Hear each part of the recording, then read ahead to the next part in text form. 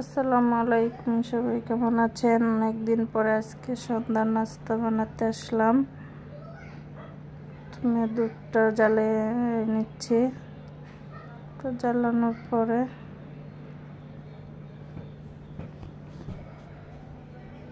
চিনি দিয়ে দিলাম। চিনি দিয়ে একটু নাড়াচাড়া করলাম। নাড়াচাড়া করে দেখলাম যে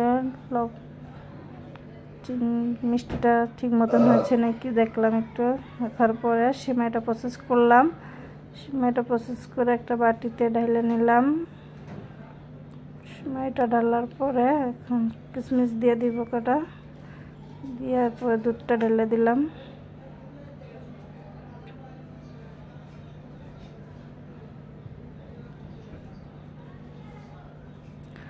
এখন দুধটা ঢেলে দিলাম। দুধটা ঢেলে দিয়ে গরম দুধটাই ঢেলে দিলাম।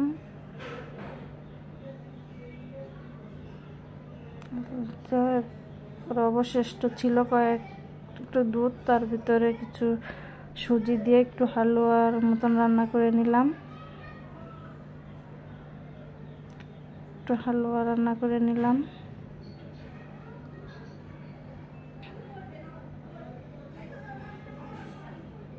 হালুয়াটা রান্না শেষ হয়ে গেছে। গামলায় ঢেলে নিলাম। দেখুন হালুয়াটার কালারটা কত সুন্দর আসছে।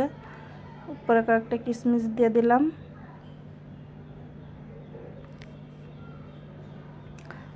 পরে একটু পানি গরম করে কয়েকটা আটা কারিয়ে নিলাম। কয়েকটা রুটি বানাবো হালুয়া দিয়ে খাওয়ার জন্য, সন্ধ্যার নাস্তা জন্য একটু আটা কারিয়ে নিলাম। সুন্দর করে গরম পানি করে একটু আটা কারিয়ে নিলাম সুন্দর করে।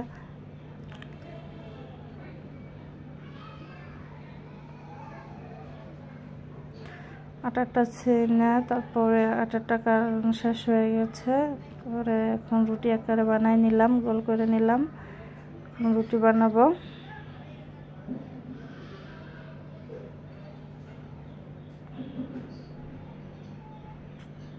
রুটিগুলো বানিয়ে নিলাম। এক একটা করে রুটি বানিয়ে নিচ্ছি।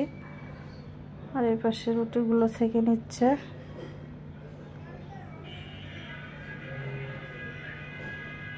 রুটিগুলো ছেঁকে নিচ্ছে। এটাই হচ্ছে আমাদের আজকে সন্ধ্যার নাস্তা।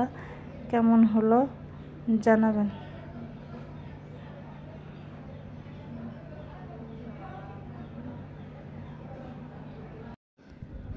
অবশেষে আমাদের নাস্তাগুলো সব রেডি হয়ে গেছে। আমরা টেবিলে এনে রাখছি।